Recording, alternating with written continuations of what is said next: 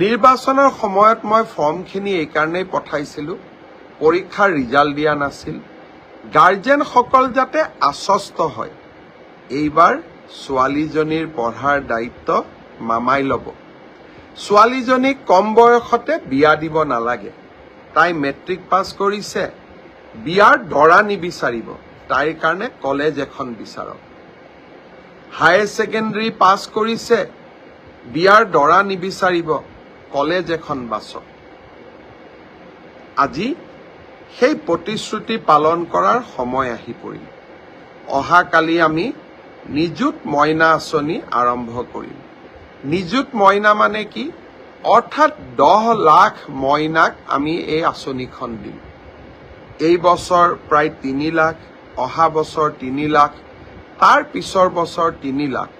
10 লাখ ছোৱালীক বা আমাৰ ভাগিনীক আমি এই আঁচনি দিম। তাৰ পিছত এই আঁচনিখনৰ প্ৰভাৱ আমি বিশ্লেষণ কৰিম। এই আঁচনিখনত কি পাব?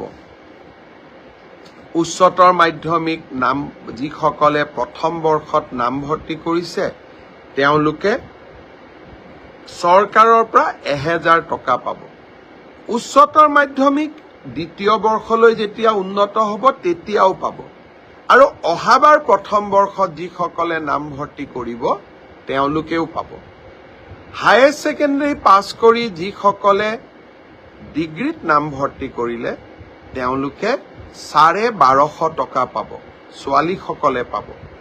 বিয়া হ'লে কিন্তু নাপাব, বিয়া নোহোৱা থকালৈকে পাব। বিয়া হৈ গ'লেতো আঁচনিখনৰ অৰ্থই নাথাকিব, বাল্য বিবাহটো হৈয়ে গ'ল।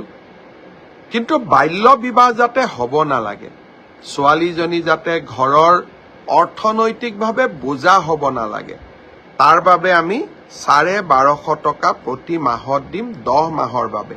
2 মাহ গৰম বন্ধ থাকে।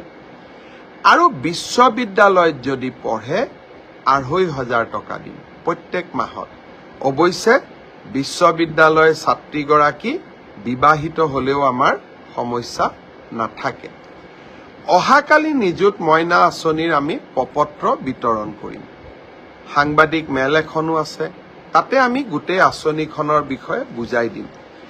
মই অসমৰ প্ৰথম বৰ্ষত নামভৰ্তি কৰা সমূহ ভাগিনীক, কন্যা সন্তানসকলক নিযুত মইনাৰ ফৰ্মখন সোনকালে পূৰণ কৰি দিবলৈ আহ্বান জনাম। যিমানে আপোনালোকে সোনকালে ফৰ্মখন ফিল আপ কৰি দিব, ময়ো সিমানে টকাকেইটা বেংকলৈ পঠাব পাৰিম। 10 অক্টোবৰৰ দিনা প্ৰথম কিস্তি পঠাবৰ বাবে মই মনত ভাবি আছো, যদিহে আপোনালোকৰ পৰা, ভাগিনীহঁতৰ পৰা সহায় আৰু সহযোগিতা পাওঁ। কলেজৰ অধ্যক্ষসকলেও সহযোগিতা কৰিব লাগিব। হায়াৰ ছেকেণ্ডেৰী ছেকেণ্ড ইয়াৰত পঢ়া ছোৱালীসকলক মই এতিয়াই কওঁ, অহাবাৰ যেতিয়া তোমালোকে ডিগ্ৰী ফাৰ্ষ্ট ইয়াৰত নাম লগাবা বা ডিগ্ৰী থাৰ্ড ইয়াৰত পঢ়ি থকা ছোৱালীসকলক কম, অহাবাৰ যেতিয়া আপোনালোকে পষ্ট গ্ৰেজুৱেটত নাম লগাব, আপোনালোকেও এই আঁচনিৰ সমভাগী